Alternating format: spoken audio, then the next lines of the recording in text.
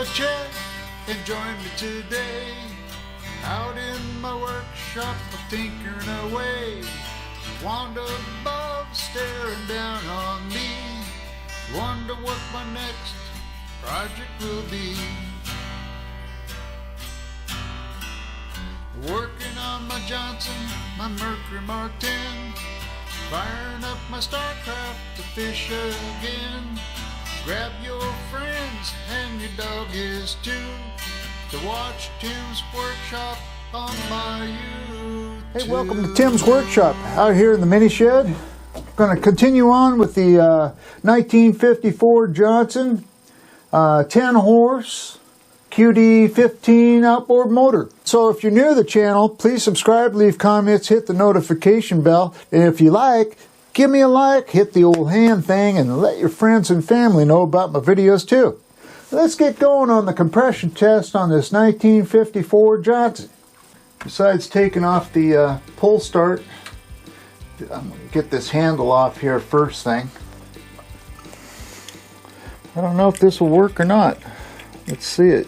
See if it will. Oh yeah, it wasn't even tight. That makes it easy. There's a nut on the back side, that's why. Get you in here where you can see what I'm doing.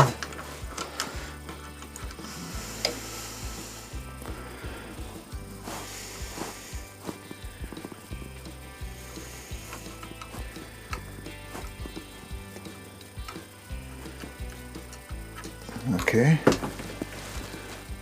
got that one.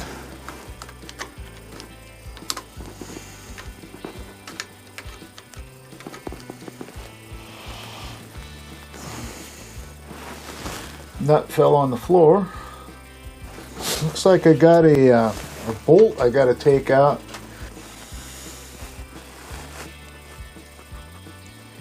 There we go.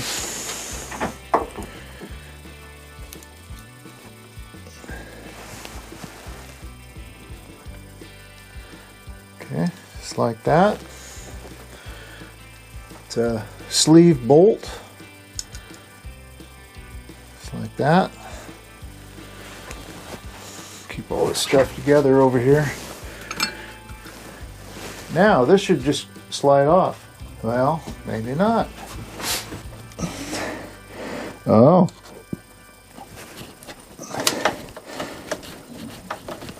There we go. Oh. So this piece is still good. This lever's still good, so I don't need to buy it. I just need the handle. It broke off right here. It actually takes the turn and goes up. I can get a new handle for like, I don't know, under 10 bucks. And with shipping about 15, 16 bucks, I can have a new one of these. I'm glad that this piece here is still good. Now let's get this the top off here. This one on this side and this side, they come up this way. Well, let's see if I can break this loose. We'll improvise. We'll use this, the pair of vice grips. See, if you have a socket that'll fit over this, you could put a socket over this and use it to unwind stuff. See, and that way you have extra grip. But in this case here, I'm going to have to just use a big pair of vice grips. And that should work.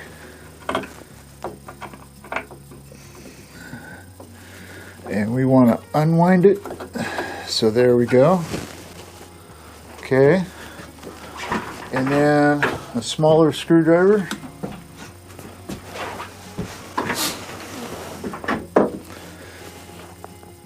And I should be able to get that screw out of there. There we go. Like that.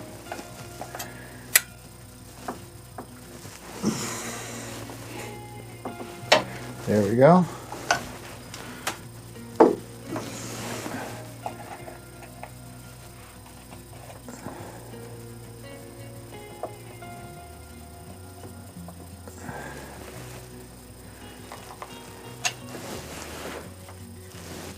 Cool. Yay! Now let's see how tight this is.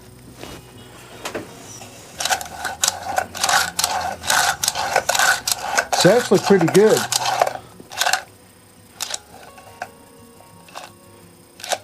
Dog ears, they work good too.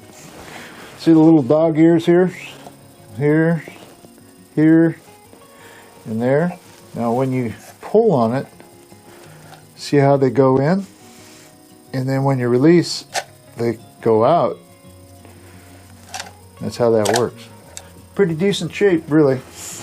So now, I can run my drill motor to spin it and check the compression on it. I'm not going to order this stuff for now. We're just going to see if the thing runs. If it runs good, then we'll worry about replacing parts and do the refinishing after that. I don't want to spend money and then find out that I'm wasting it. Alright, I got everything set up. I got the gauge on here. It was hard getting this screwed into the cylinder here. I don't know if the threads are kind of goofed up on it or it's just this thing. But I had to get the O-ring up to the sealing surface, otherwise I'm not going to get a good compression on it. Drill motor set up. I got a socket on the flywheel. The spark plugs I took out don't even look like the right spark plugs. They're Autolites 303s. There again, I don't know. The other motor that I got from the same guy, he had the wrong spark plugs in it. So these might be wrong for this motor too. So I'm going to take a look, but I already know that it takes J6Cs, and I have a set of those. I haven't used them yet. I bought them brand new. I'll put them in here and I took the board and the 2x4s, I moved them apart so I could get this motor in so it's facing out here this way. And because the 10 horse motors, they won't churn all the way around like the 5 horse and 3 horse motors will, because you turn them around for reverse. The larger motors have reverse, so they made them so you can't spin them all the way around. Unfortunately, But there's another reason for it too. You don't want the lower part of the motor hitting your boat either. So, boy, it's got some heavy compression on this motor. Oh, okay. What do we got? We have 75, 80, 85, 90 pounds. So 90 pounds on the bottom. I gotta use my vice grips to unscrew this thing.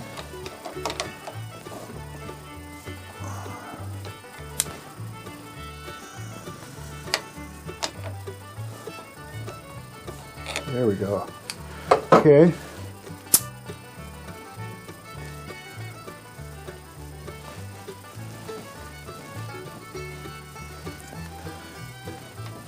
What I was talking about is this sealing surface up against this O-ring here. It has two different thread diameters. The larger one's for automotive. The smaller one is for these outboard motors. So it has its own O-ring, like the upper one has one for it. When I screwed this into the bottom cylinder, I was only about to that point there. I wasn't even all the way to the O-ring, so that's why I'm using the vice grips, because I want to make sure it's all the way in. So now we'll try the top one. If it's around 92,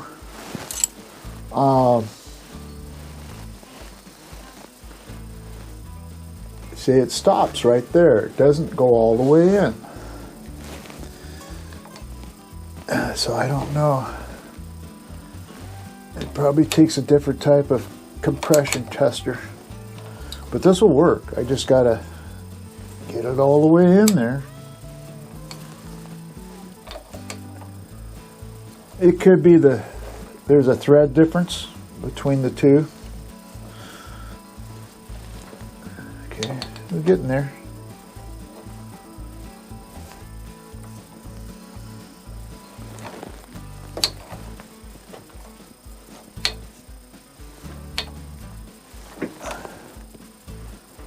Okay, I think I'm almost there.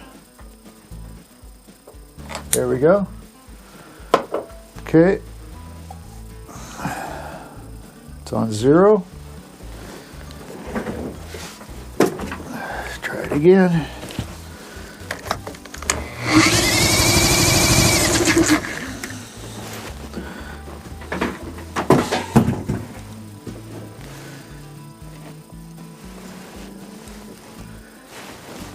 Turn the camera around here.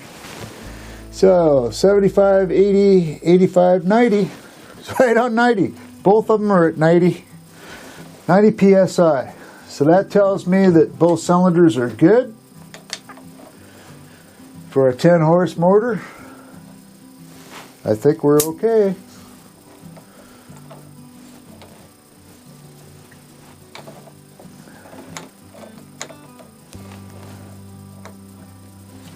I put oil on it, but it already has some oil on the O-ring anyway, and it had plenty of oil on the threads. So I didn't need any more oil. Plus, if you put too much oil, you're going to get a false reading anyway. Alright, so it looks good. So I can put the spark plugs back in temporarily, but I'm not gonna, well, yeah, I need to put spark plugs back in because I got to do a spark check next. So even though they might not be the right spark plugs, they do have gaps, and gap looks right. Looks like 30 thousandths on them, both of them there, just by eyeball. My 30 thousandths calibrated eyeball. Close enough to know if we got spark and what kind of spark we have. Yeah, threads are okay. So we're not screwing up the threads or nothing like that.